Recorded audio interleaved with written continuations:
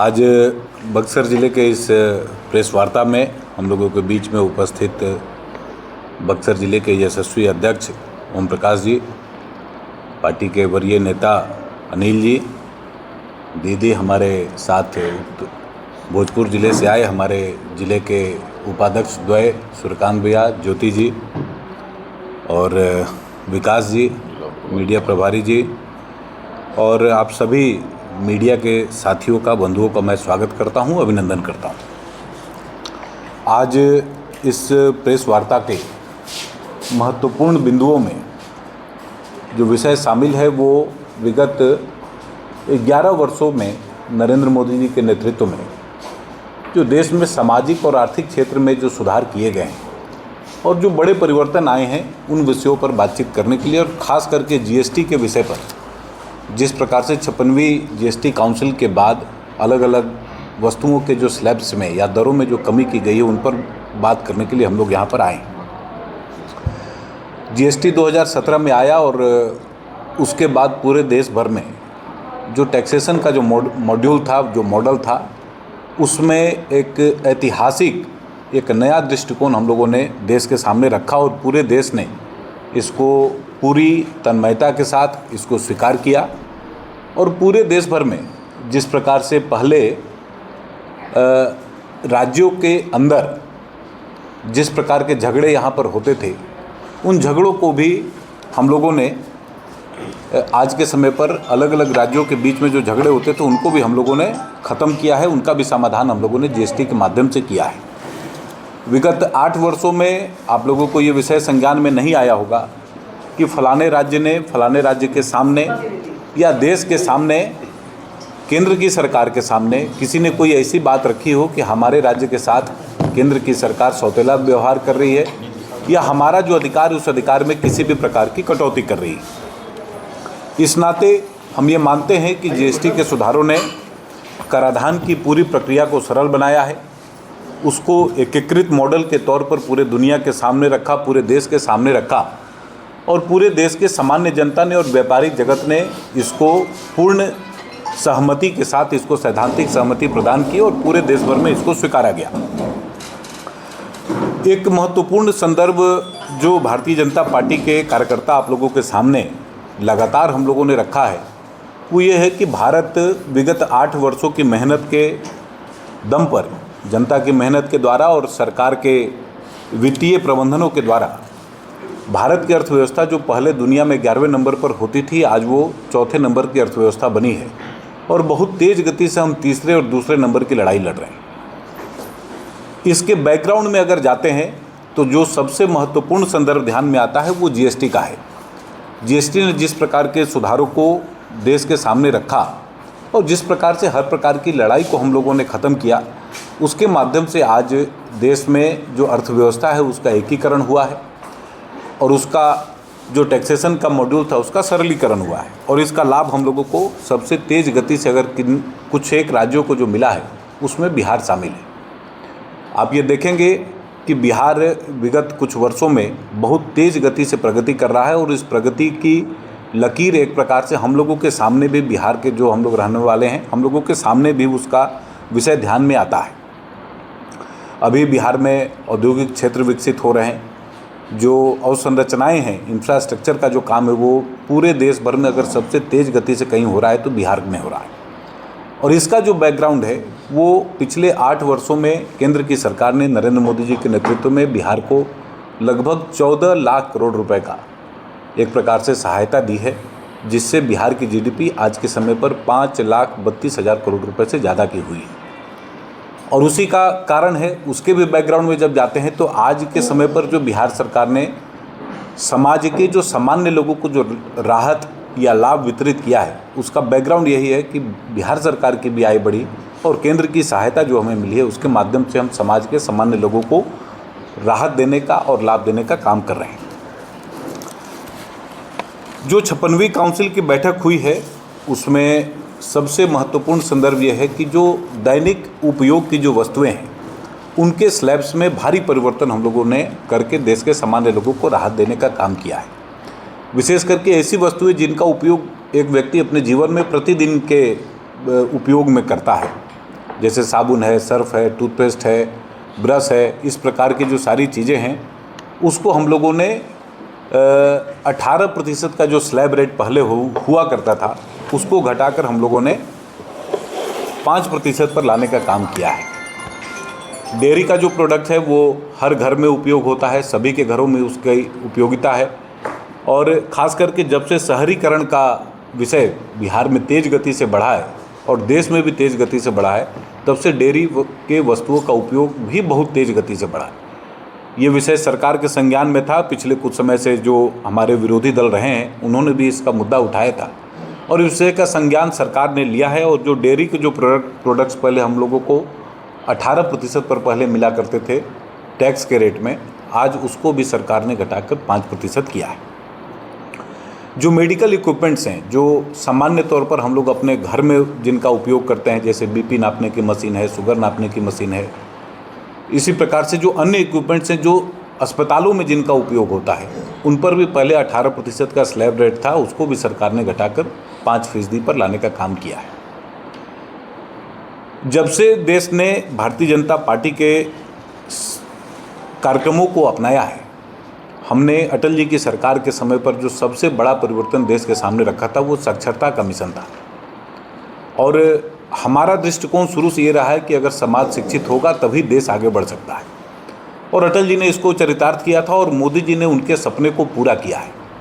जो शिक्षा के क्षेत्र में उपयोग होने वाली जितनी भी प्रकार की वस्तुएं हैं, किताब है, कॉपी है, पेंसिल है, रबर है, इंस्ट्रूमेंट बॉक्स है, इंस्ट्रूमेंट बॉक्स के अंदर अलग से जो आइटम्स मिलते हैं, स्केल है, प्रकाल है, उनका टैक्स स्लैब पहले 12% के दर पर मिलता था। आज के समय पर मोदी जी ने उसको घटाकर 0 पर ला दिया है, ऐसा हम लोग कह सकते हैं। और मोदी जी को इस नाते धन्यवाद भी देना चाहते हैं कि जो पूरा शिक्षा से संबंधित जो पूरे विषय हैं, जो भी आइटम शिक्षा के क्षेत्र में आते थे, आज वो एक प्रकार से पूरे देश भर में टैक्स फ्री हो गए। तो जो समाज के जो सामान्य तबके से जो आने वाले विद्यार्थी हैं, बच्चे हैं, सामान्य तबके से आने वाले जो परिवार हैं, जो अपने बच्चों को शिक्षा देने में थोड़ी बहुत महंगाई की वजह से उनको दिक्कत आती थी, आज सरकार ने उसको पूरी तरीके से टैक्स फ्री करके देश में शिक्षा के क्षेत्र में एक बड़ा सकारात्मक परिवर्तन किया है। बिहार सहित पूरा देश आज भी कृषि पर, कुछ राज्य आंशिक तौर पर, कुछ राज्य, बिहार जैसे राज्य पूर्णतः कृषि क्षेत्र पर आधारित हैं। तो जो कृषि का जो क्षेत्र है उसमें भी सुधार कुछ वर्षों से पेंडिंग थे। और मोदी जी ने अपने शुरुआती भाषण में, जब वो 2014 में जीत कर आए थे, तभी उन्होंने कहा था कि कृषि के क्षेत्र में बड़े परिवर्तनों की आवश्यकता है और किसानों की आय को बढ़ाने की आवश्यकता है। उस दिशा में भी सरकार ने एक सकारात्मक परिवर्तन जीएसटी काउंसिल की इस बैठक में किया है।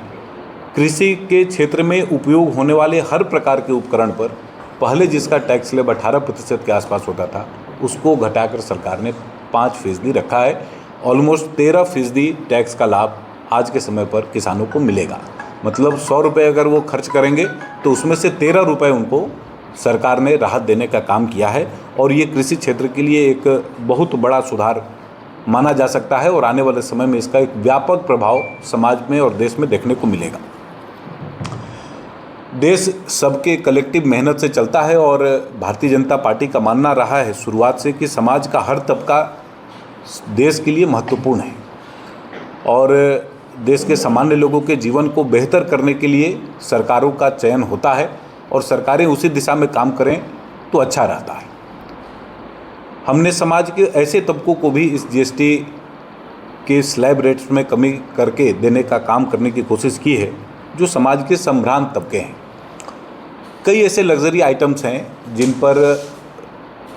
जो समाज का वो तबका है वो पैसा ज़्यादा खर्च करता था और एक प्रकार से अर्थव्यवस्था के दृष्टिकोण से अगर देखें तो कई लोग उसको बिजनेस इक्विपमेंट्स के रूप में भी उपयोग करते थे। खास करके लग्जरी आइटम्स में अगर गाड़ियों का अगर मॉडल अगर हम लोग देखें तो वो भी समाज के ग्रामीण पृष्ठभूमि में और शहरी पृष्ठभूमि में उनका एक प्रकार से रेंटिंग का जो बिज़नेस है वो एक बहुत महत्वपूर्ण पड़ाव है। उसमें सरकार ने हर प्रकार की लग्जरी गाड़ियों पर और उनके उपकरणों पर जिन पर पहले 48% का टैक्स लगता था, आज सरकार ने घटाकर उसको 40% और जिन पर 28% लगता था उस पर घटाकर 18% करने का काम किया है। और हम इस प्रेस वार्ता के माध्यम से भारत में जो मैन्युफैक्चरिंग कंपनियां हैं, महिंद्रा है, मारुति है, जिन्होंने अपने नए रेट्स को भी एक प्रकार से सर्कुलेट कर दिया है सोशल मीडिया प्लेटफॉर्म्स पर, न्यूज़ में ये सारा प्रसंग आ चुका है। जिस दिन 3 सितंबर को ये फैसला देश में लागू किया गया, उसी दिन से महिंद्रा ने और मारुति ने अपने गाड़ियों का दाम कम कर दिए हैं और आज इस महीने से ही गाड़ियां उसी रेट पर मिलेंगी जो नए टैक्स स्लैब्स के हिसाब से है। तो हमारी सरकार जो है वो द्रुत गति से काम करने वाली सरकार है। एक प्रकार से कह सकते हैं कि प्रोएक्टिव सरकार है, जो समाज के हर तबके का ध्यान रखना चाहती है और अपने नीतिगत निर्णयों को तेज गति से ज़मीन पर पहुंचाना चाहती है। और यही कारण है कि मात्र 11 वर्षों की सरकार में आज हम देश के लगभग 80 करोड़ लोगों तक अपनी नीतियों के माध्यम से पहुँचे हैं। कई बार इस विषय को ध्यान में लाते हुए जो हमारे विपक्ष में लोग हैं वो कई प्रकार के अपभ्रंशों को भी संचालित करने का काम कर रहे हैं। अब उनका कहना है कि टैक्स सरकार ने कम कर दिया, कैसे उसका लाभ लोगों को मिलेगा। तो जिस प्रकार से पहले के कराधान के जो मॉडल थे और आप जो टैक्स लगाते थे उसी टैक्स पर सामान लोगों को मिलता था, तो जब सरकार ने रेट्स जारी कर दिए हैं कि इस रेट पर ये सामान मिलना है, जैसे शिक्षा के क्षेत्र में अगर 0% उसका दर हो गया टैक्स का, तो वो 0% पर ही मिलेगा और इसी महीने से मिलेगा। इस प्रकार के अपभ्रंश फैलाने वाले लोगों से भी हम लोग समाज के सामान्य लोगों को दूर रहने का सलाह हम लोग देना चाहते हैं। और सरकार के इस फैसले को जिस प्रकार से नरेंद्र मोदी जी के नेतृत्व में ये निर्णय लिए गए, देश के वित्त मंत्री ने इस निर्णय को एग्जीक्यूट किया और हमारे जो वित्त मंत्री हैं बिहार के, वो जीएसटी काउंसिल के डी फैक्टो अध्यक्ष होते हैं। तो आज के समय पर जो हमारे सम्राट चौधरी हैं, जो बिहार के उप मुख्यमंत्री भी हैं और बिहार सरकार के वित्त मंत्री भी हैं, उनके मातहत इस निर्णय को पूरे देश भर में लागू किया जा रहा है। तो हम अपने तीनों नेताओं को इस प्रेस कॉन्फ्रेंस के माध्यम से धन्यवाद भी सामान्य जनता की तरफ से, पार्टी की तरफ से करना चाहते हैं। आप सभी यहाँ पर इतनी देर रात्रि यहाँ पर इकट्ठा हुए और इस नाते आप लोगों को धन्यवाद देता हूँ। और जिसको भी प्रश्न है अपना पूछ सकते हैं। जो मैन्युफैक्चरिंग हो चुकी है सर, जो चीज़ें बन चुकी हैं और जिसके ऊपर टैक्स पे हो चुका है, मान लीजिए किसी दुकानदार ने वो चीज़ें खरीद रखी हैं पहले से और आपने रेट घटा दिया, तो ये कहीं ना कहीं जो छोटे दुकानदार हैं उनके लिए आके गवर्नमेंट क्या कर रही है, क्योंकि आपने तो घटा दिया रेट, लेकिन वो रेट जो खरीदारी हो चुकी है, सबसे ज़्यादा फंसते हैं छोटे व्यापारी और जो स्टॉकिस्ट। जीएसटी के पूरे मॉडल में इनपुट क्रेडिट का एक विषय है। आपने ये सवाल अच्छा किया। और जो जीएसटी को समझते हैं वो इस इनपुट के मेथोडोलॉजी को भी समझते हैं और लगभग सभी लोग आज के समय में कुछ ना कुछ व्यापार कर रहे हैं। तो इनपुट और आउटपुट क्रेडिट का जो विषय है ये सरकार के सामने आता है और सरकार हर चीज़ का ध्यान रखती है, उसको रिपेमेंट भी करती है। इस नाते अभी जो निर्णय सरकार ने लिया है वो इस दृष्टिकोण को ध्यान में रखकर लिया होगा कि कैसे इन चीज़ों को लागू करना है। और स्वाभाविक तौर पर जो चीज़ें मैन्युफैक्चर्ड हो गई, जो चीज़ें अभी बाज़ार में हैं, वो तो उसी रेट पर मिलेंगी। जैसे 3 तारीख को ये निर्णय हुआ, 4 तारीख को उसका प्रोडक्शन हुआ होगा, 5 को भी हुआ होगा। आज हम लोग 11 तारीख को यहाँ पर बैठे हैं, तो 4 से 11 के बीच में जो चीज़ें मैन्युफैक्चर्ड हुई होंगी वो हमें जो दर अभी लागू किए गए हैं उनके आधार पर मिलेंगी।